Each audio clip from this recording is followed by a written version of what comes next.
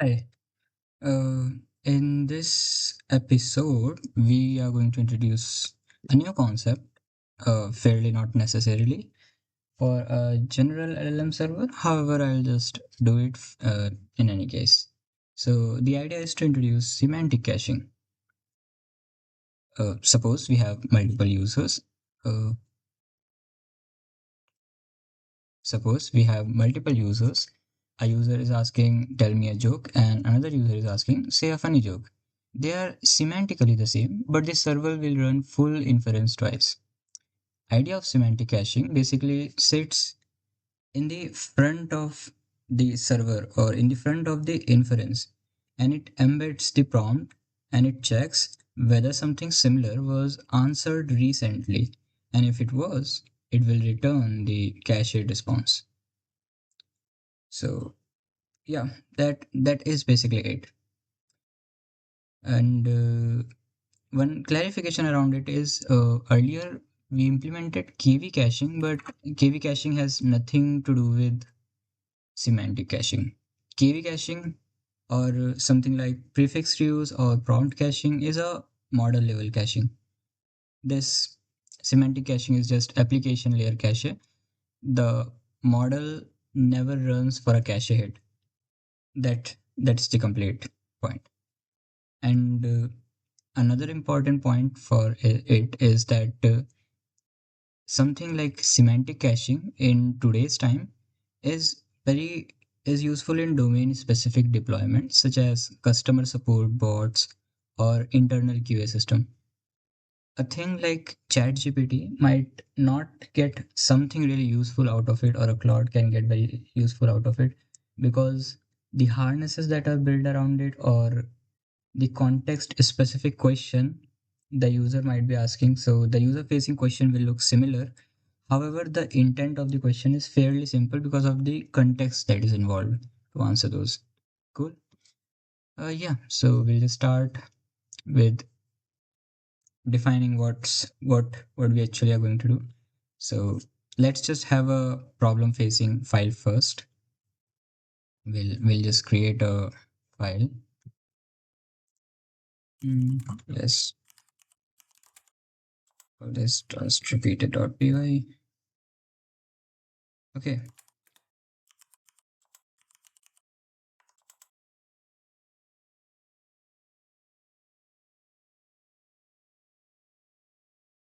let's start with having time, and we'll also include requests.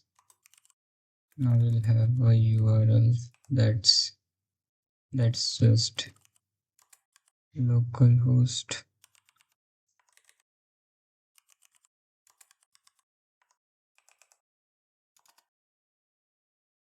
We'll have a set of prompts. So I'll take the same examples.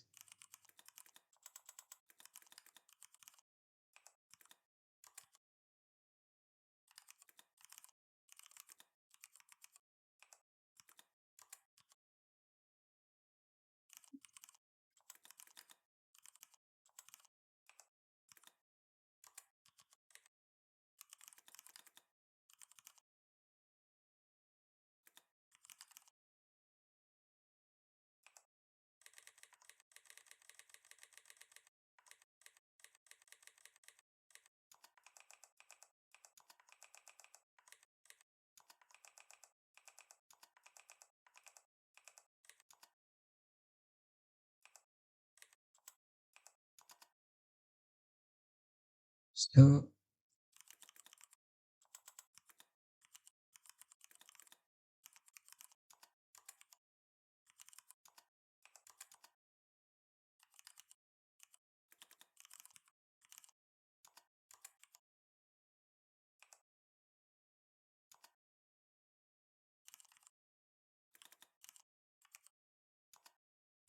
get a request. I'll make a post request on the URL.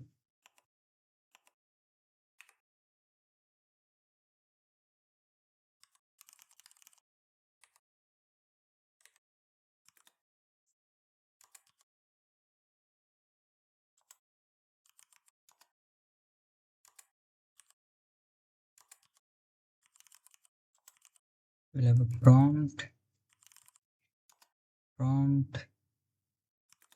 and then we might need to choose a model, which is say GPT-2 for here.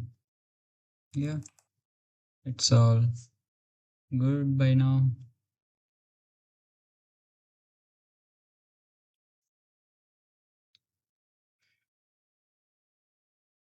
Let's see what all things do we really have. We also have max new tokens, so let's put in there as well.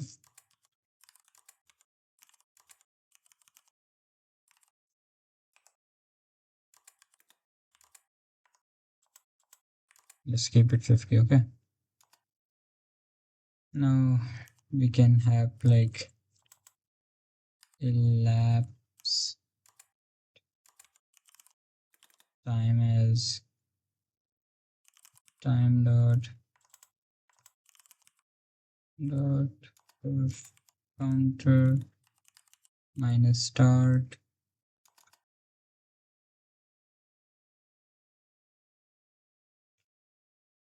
and I'll just print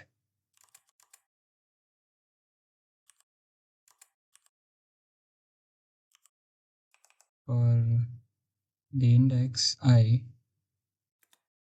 We had a prompt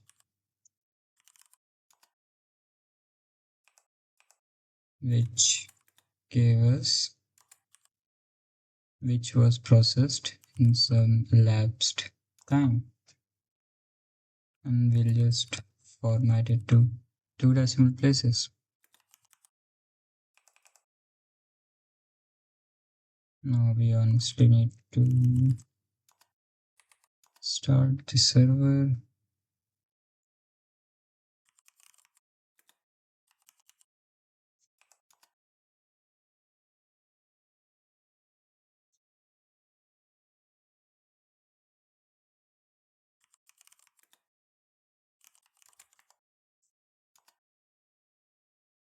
Let's see how it goes.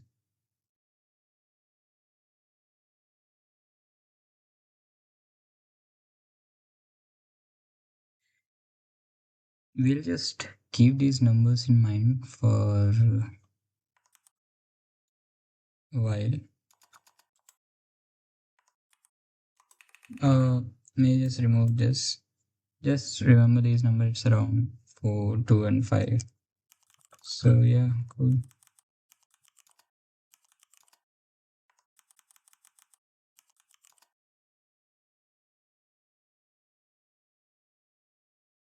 Okay, so let's start with it now. So the flow is going to look something like we'll have a request coming. We'll just embed it. We'll embed it using a simple transformer. So we'll just go with sentence transformer mini LM. It'll have like 384 dims for now. I think that's good enough for us. Then we'll just search in the cache, or more precisely I'll say we'll search in Redis for the nearest stored vector.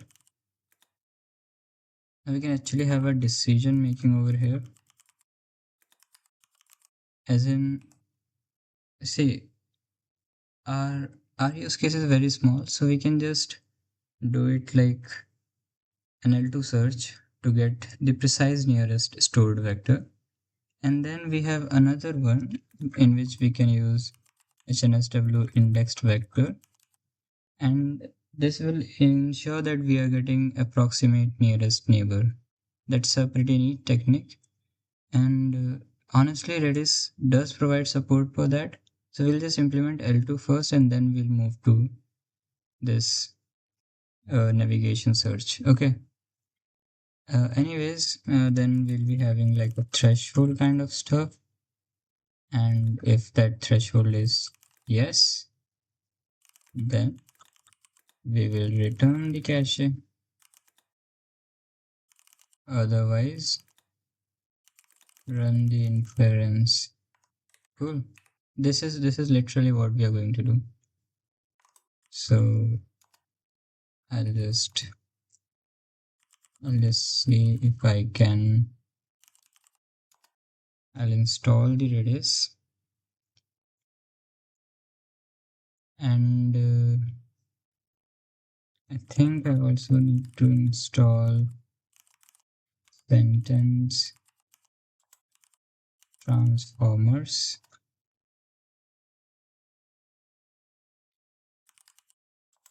We are good to go from here. I'll start my Docker over here because it's easy. It will just make our life far easier.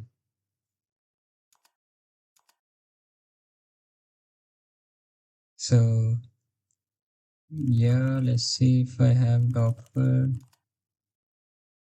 So I'll say, I think I have Docker run for Redis. Yep, this is it. We get this. Now I can actually list them, and I'll be able to see we have just 358,281. So cool.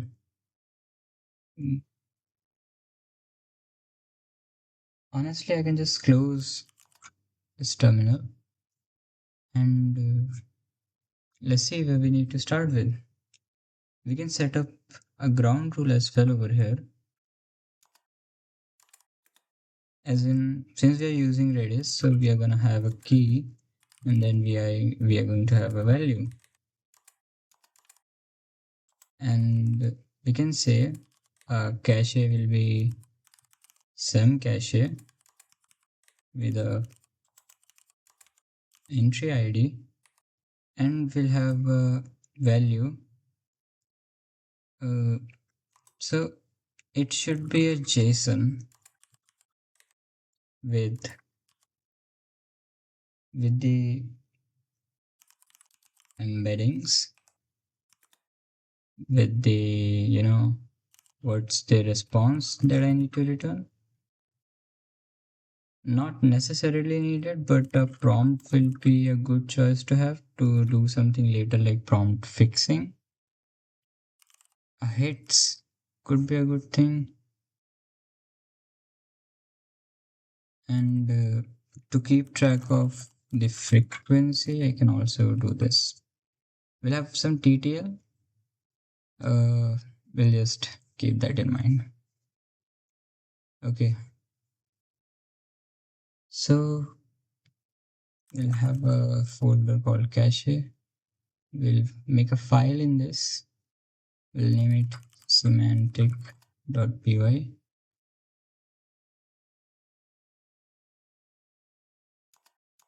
Let's just think of all the functions that we need. So the very first function is going to be about initializing everything, right? Then the another function is going to be about embedding stuff. Since we have embedding, we'll have cosine similarity. We'll pass it as well. We'll have a lookup function, and we'll have like a status function or a stats function, right? What init is going to do is start the Redis server and the sentence transformer. So we'll just get thing from sentence transformers import. This is weird that I'm not getting. I think it's this one.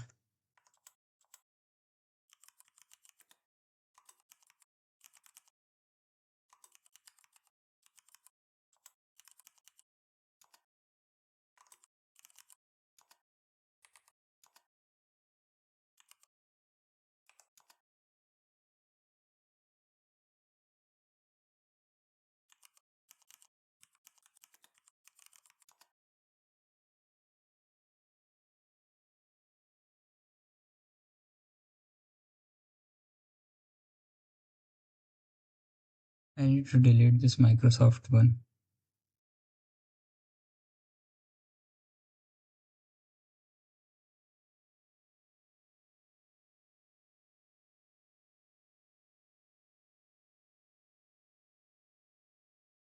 Can it fix it? Let's see if it actually gives me a proper response or not.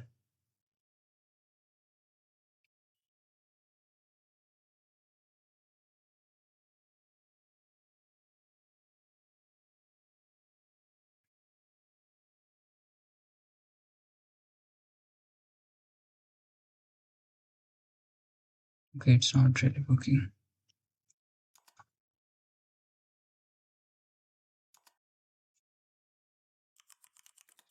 We'll import Redis. We'll import numpy as np. What else do we need?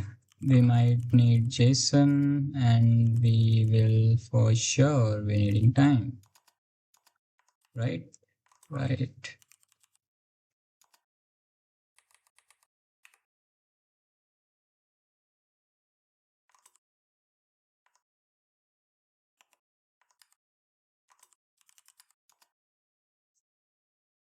That's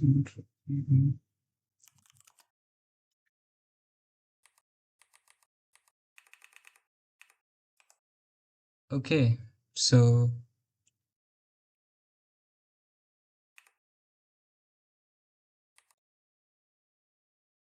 cool. For initializing, we'll be needing a local host. We need Redis port, which is a well-defined number, 6397 7. Then we'll have our next thing for, I guess, sentence transformer. It's what to be. I'll have a embedder, which is a sentence transformer, or it could be none. And we can have a Redis, which is redis.redis.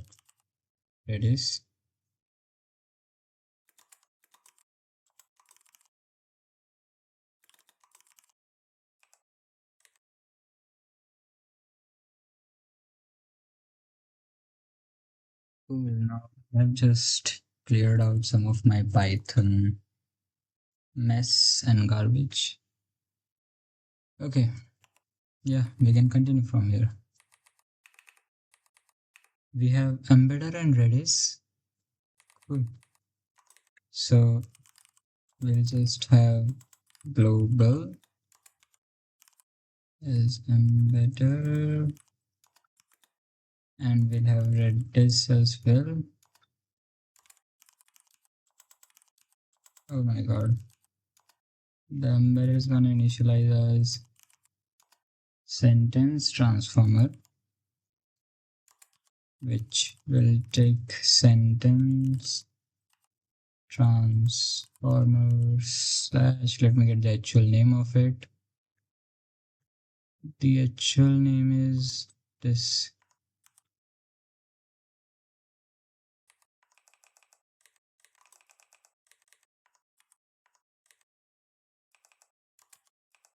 Cool. Yeah, that's the name. Next thing is I need Redis. So just get the imported stuff in the host. You need to provide Redis host. In the port, you need to provide Redis port. Yeah, it's done. Maybe you need to have a decode response as well, and just passes as true.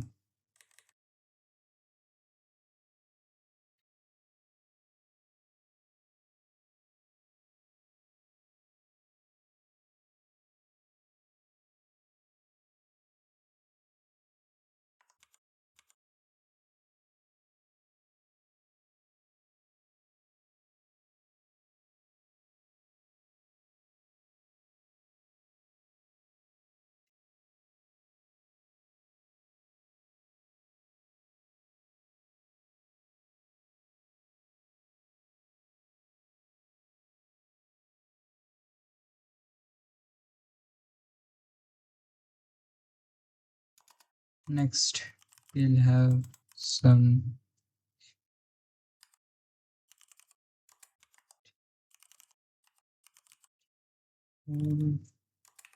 let's put this in 0.9, and then we'll have TTL in seconds as 60.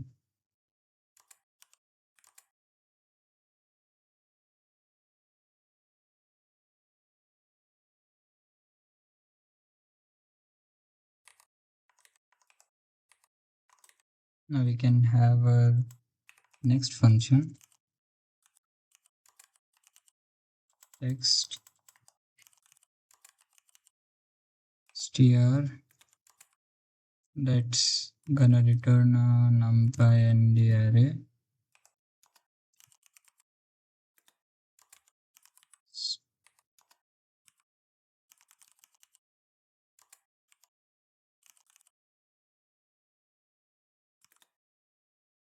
There's a variable in this which is called normalize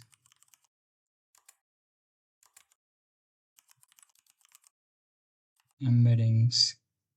True.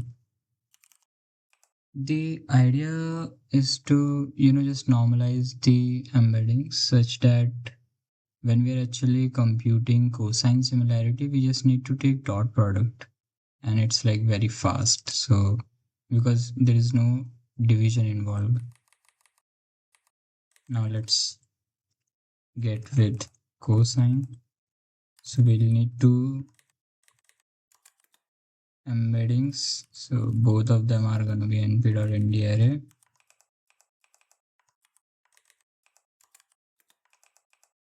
And it's going to return a float. That is what dot product of embedding is.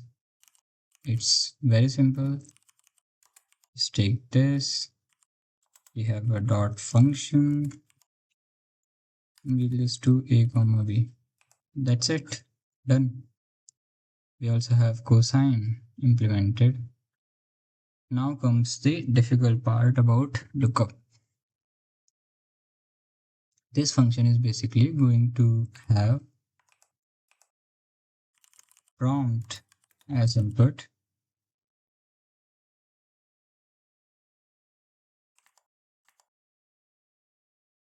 Yeah, so we'll have a prompt and it just need to return a string because it's going to return a prompt anyways or none. Now the case is very simple. First of all, we need to embed this prompt. So we'll just say my query is embed the prompt is from the Redis. We are using a very simple approach here as our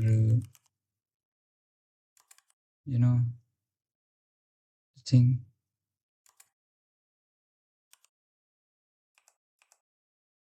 And once we have keys for key in keys, I'll get the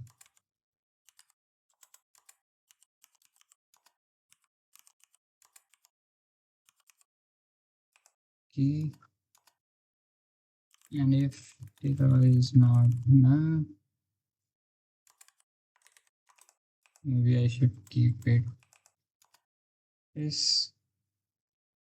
It just continues, otherwise my entry is just json.load row. So why are we loading this JSON? It is because of how I described the thing over here. Maybe I should implement the store function first.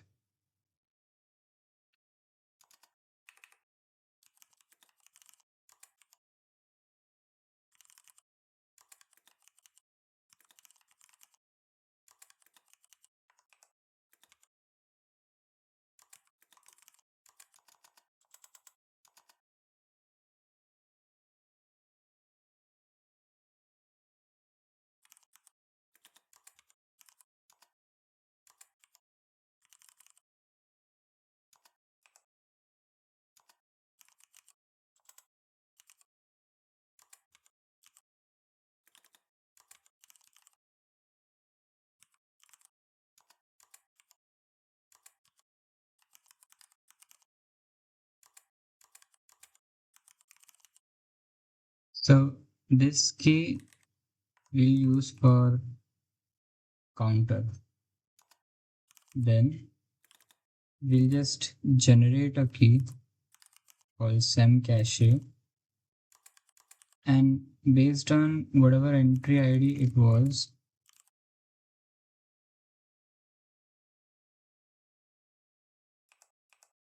we'll actually create an entry which is going to look like wrong, and the next one is going to be our embeddings, of course.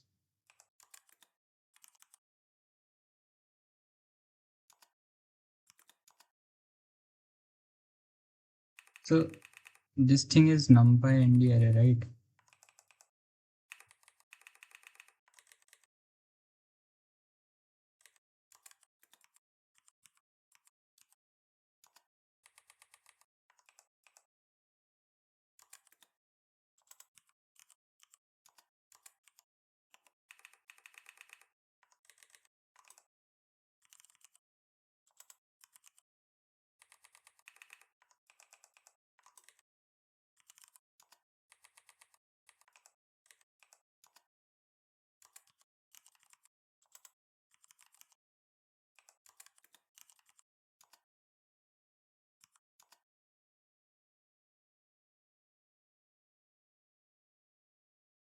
We just need hits and created it. So we'll have hits. This is going to be 0. We'll have created it. So we can keep track of the time. So it's just time.time. Okay, so this. Yeah. Now we have the key and we just need to put it inside a Redis. So Redis dot set. What's the key? Key is key. What's the value? You just use json.dumps. What are you gonna dump? Entry is going to be dump. And there is the expiration. So we just put it as TTL in seconds. Right? It's done. We are not returning anything. Now we come back here. We'll be, getting our raw. We are basically loading this raw once again. So our stored vector is, we'll convert it to numpy array. We have entry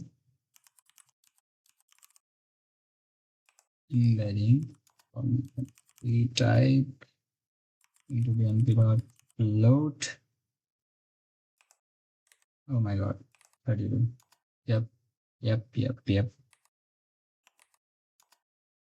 The next thing is we're gonna compute the score between our stored vector and the query vector. So we should just call it query vector, and we'll get a cosine as stored vector and query vector. That is it. Now, the reason why we have a for loop over here, so we can get like the best score. So we have if score is greater than our best score, we need to implement this thing as best score, and this is going to be -1 because that's the range cosine lies into.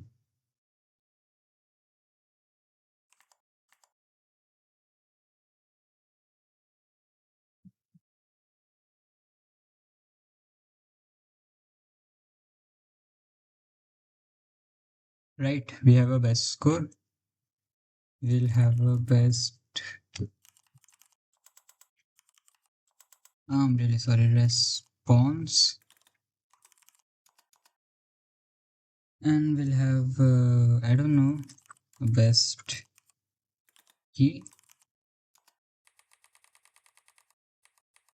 So once our score is higher than that, we'll say our best score is score.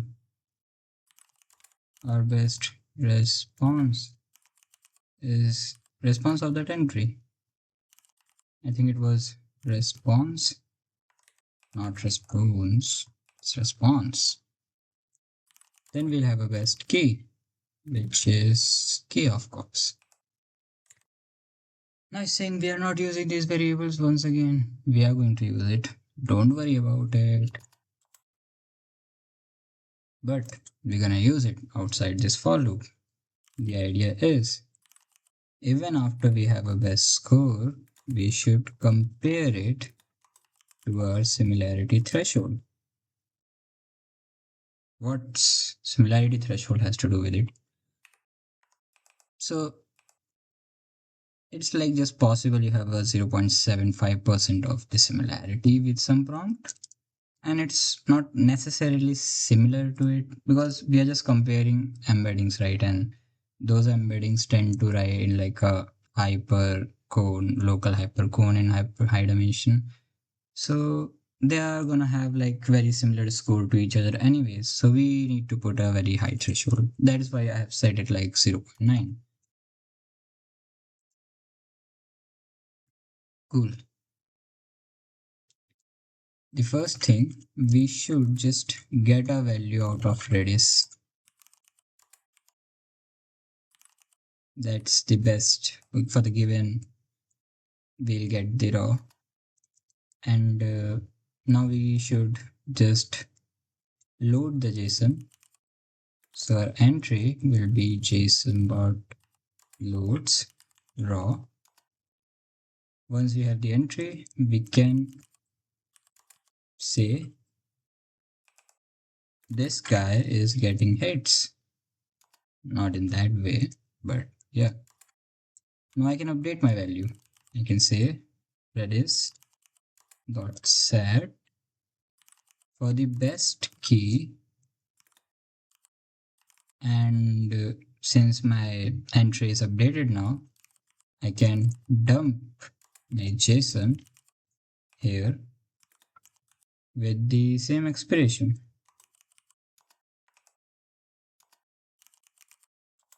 And we'll just return a best response. And if in case everything fails, they'll return none. That's literally it. Yeah, we have one more function about states.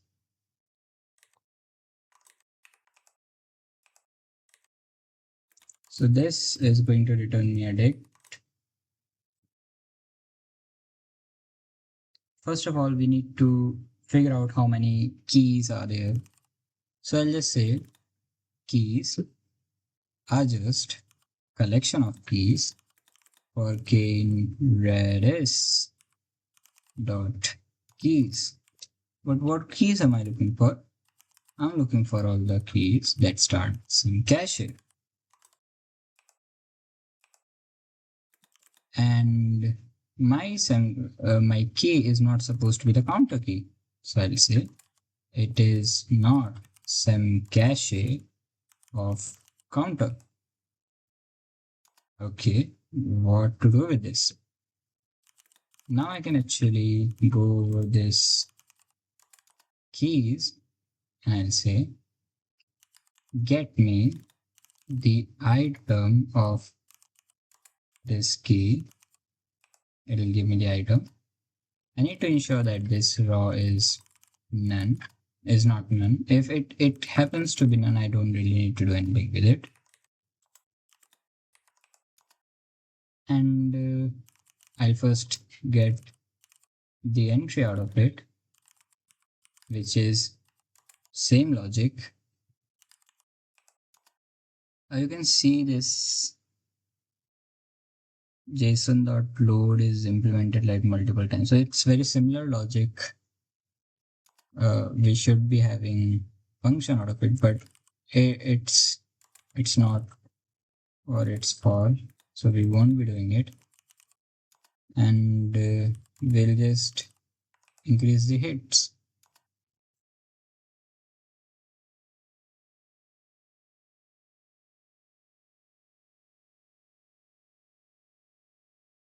Now we can store all these information in a list, and we can also have like this total hits thing, so we really know how a system is working.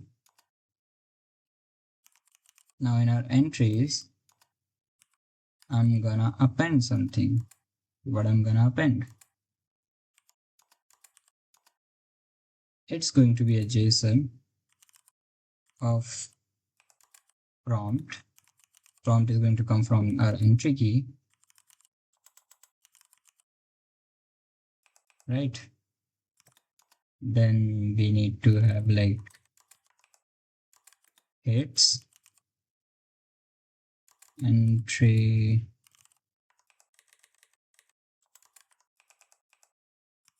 hits. We need to have information about created at. I can see here, right? So created it is entry created at.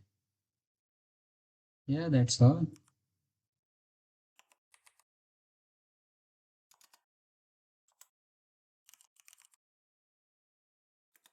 And if anybody asks me for this, I'll just return my total entries as the length of entries. I can return the total hits.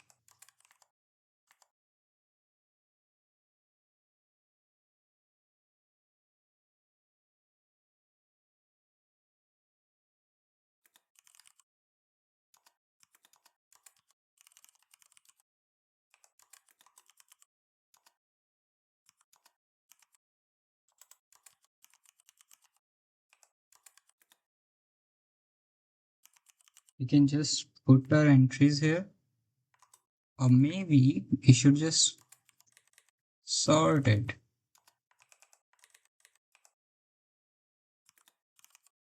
For sorting it, we can put a lambda that takes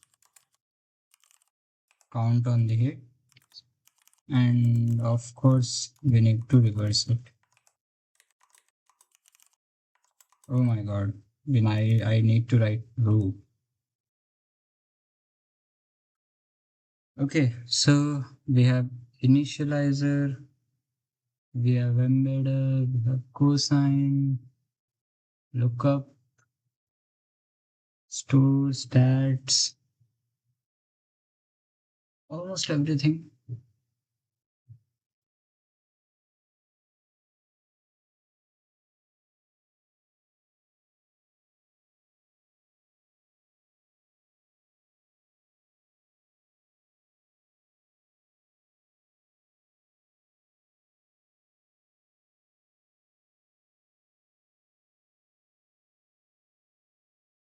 So let's now go to server.py. We will import couple of stuff from cache.semantic, port init, comma lookup, comma store. Init as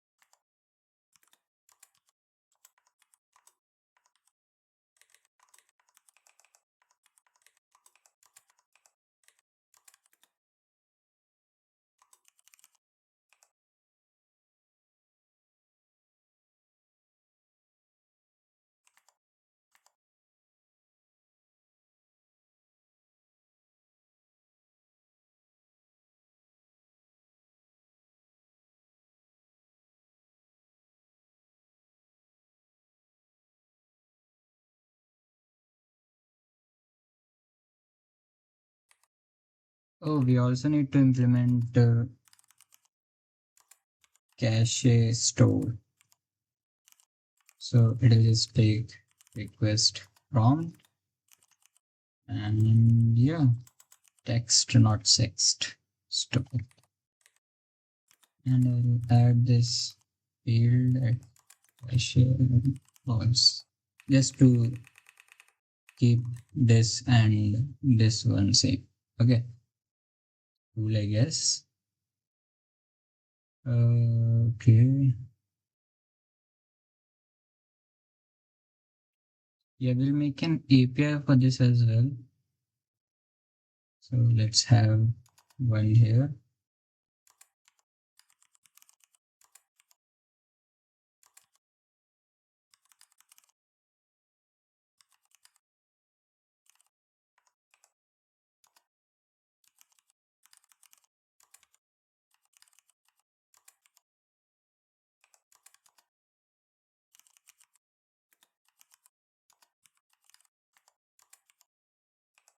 That's it. Hmm.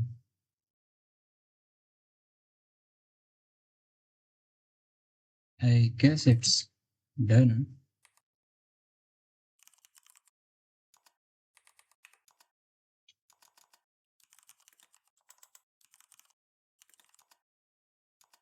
Okay, Redis is working.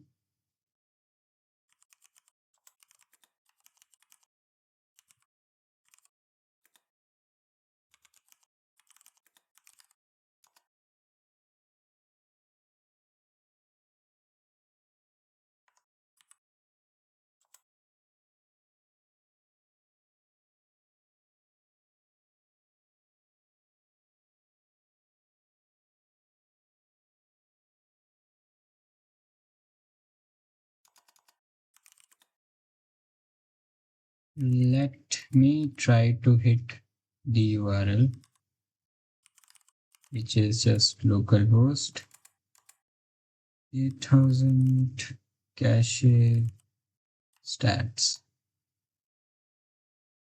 Yeah, we have nothing to show. That was stupid. Now let's go here once again. We can try to run this now, right?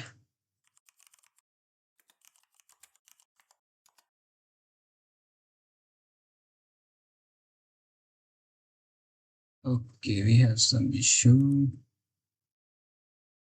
Sentence transform has no encoder. I think I made this mistake over here. Embed.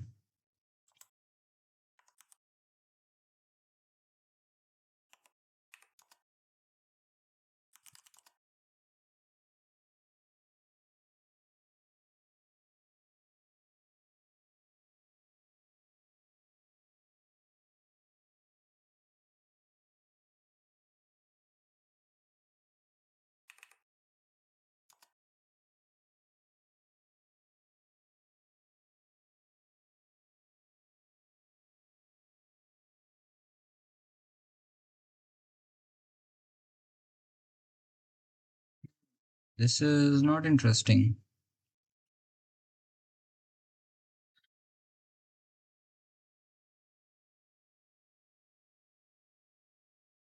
fp.read cache lookup.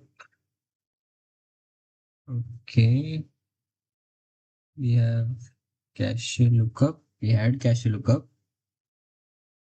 Values. What exactly caused this? Oh my god.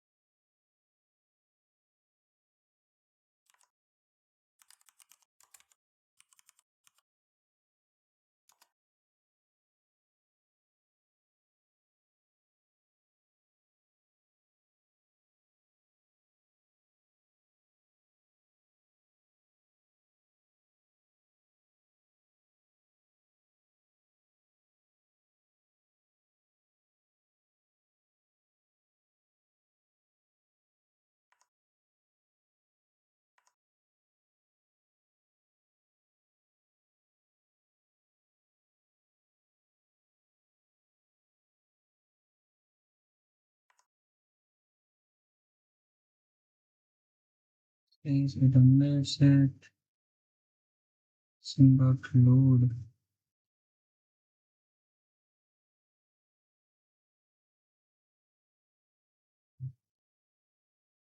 Okay.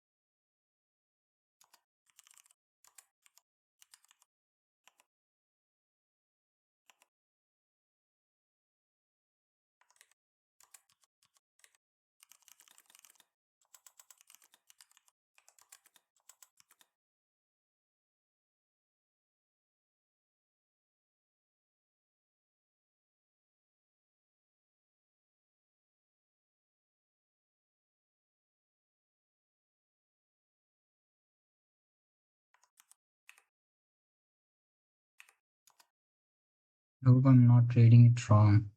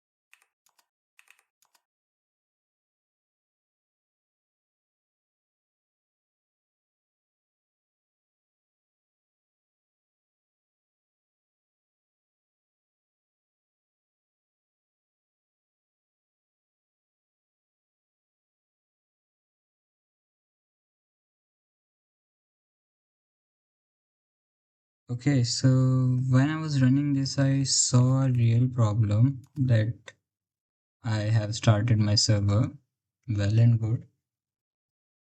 And after my server has started, when I try to do this, test repeated,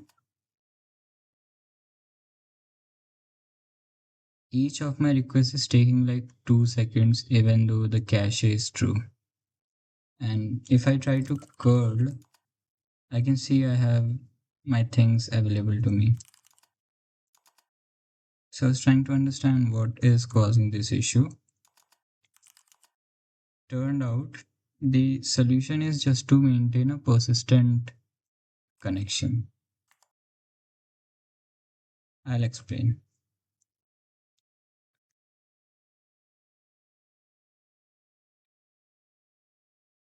So the very first thing is that we need to have a request session. It's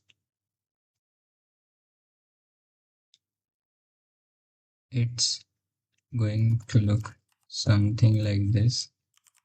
So we'll have a session from yeah. So now when we have like a real client such as a browser or a mobile app, it reuses the TCP connection automatically. So like our benchmark script right now is every time it's making this request dot post, it opens a fresh TCP connection and it like adds kind of 2-second overhead on Windows. I'm not sure if it's same for Ubuntu or not, or any Linux operating system, but at least here my environment is Windows. It's what the observation is.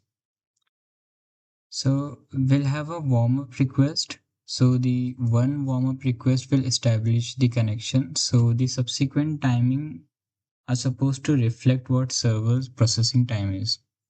So I'll just start the server again to like keep track of the numbers.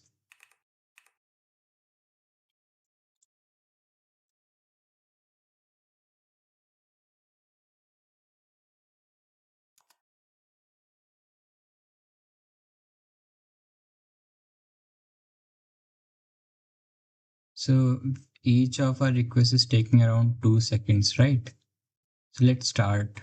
Let's After I have opened my session, let's just move my session here.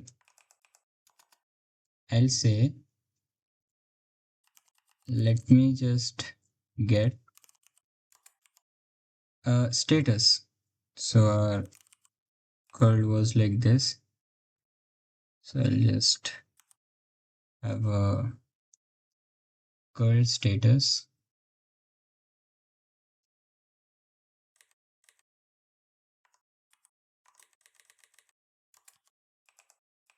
Right? It will warm up. It'll establish the connection once we have this. So I can actually just log these things. Warming up connections.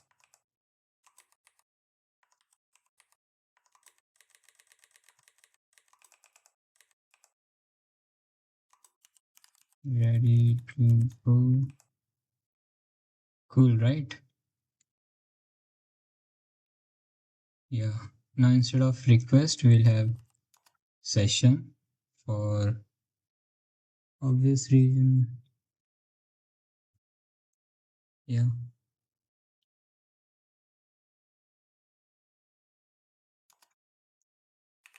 Let's try to hit it. Do you see each of the caches not taking like small amount of time? So yeah, we have a success in implementing our thing. So that is good. In the next session, we are probably gonna talk about prompt caching and prefix caching. Yep.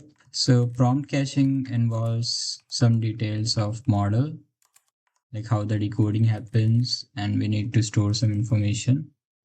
So yeah, let's see how good can we really do here. Bye bye.